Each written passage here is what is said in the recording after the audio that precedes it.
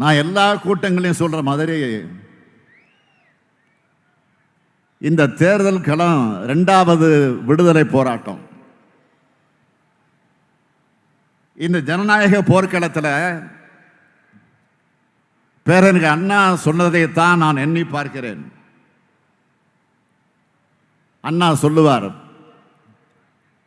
இந்த உலகத்தில் 2 எஜமானர்கள் எங்களுக்கு.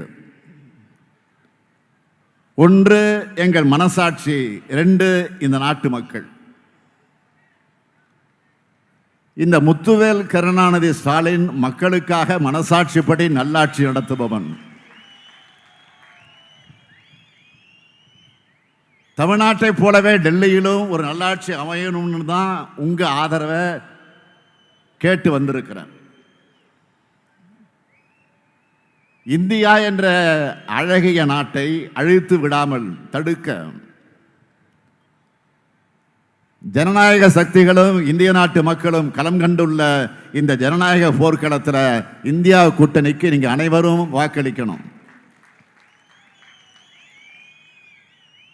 இன்றைக்கு தமிழ்நாட்டு மக்களுடைய எண்ணம் என்னவா இருக்கு? நம் தமிழ்நாட்டை மதிக்கிற, நம் அன்னை தமிழை அரியணையில் ஏத்துகிற, நம் இனத்தை, இனத்தின் பண்பாட்டை மதிக்கிற, எல்லாத்துக்கும் மேலா நம் தாய் நாட்டை பாதுகாக்கிற ஒரு பிரதமர் வேண்டும்.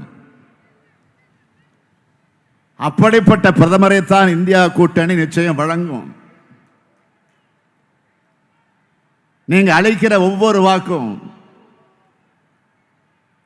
ஜனநாயகத்தை, தமிழ்நாட்டை, நாட்டோட எதிர்காலத்தை, இளைஞர்களை, மகளிரை, எதிர்கால தலைமுறையை பாதுகாக்கும்.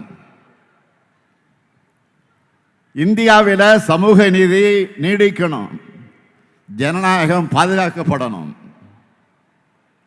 வேற்றுமையில் ஒற்றுமை தொடரணும், எங்கும் சமத்துவம் தழைக்கணும், அரசியல் சட்டம் காப்பாற்றப்படணும், நம் நாட்டோட பன்முகத்தன்மை தொடரணும். அதுக்கு முதல்ல பாஜக ஆட்சியை வீட்டுக்கு அனுப்பணும். ஏன்னா பாஜக ஆண்டதும் போதும், மக்கள் மாண்டதும் போதும்னு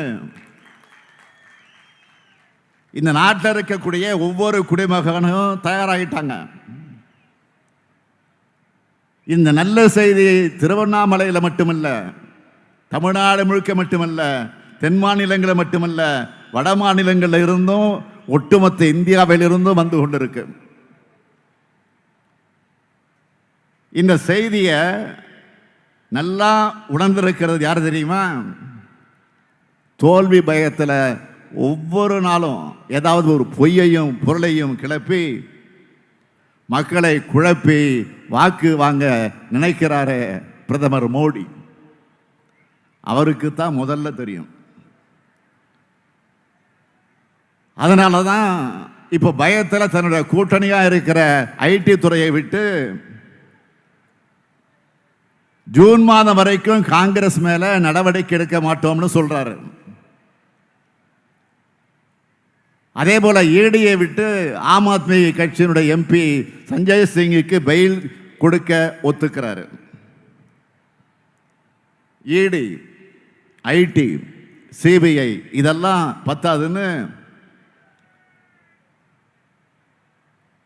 நாட்டு மக்கள் குழப்ப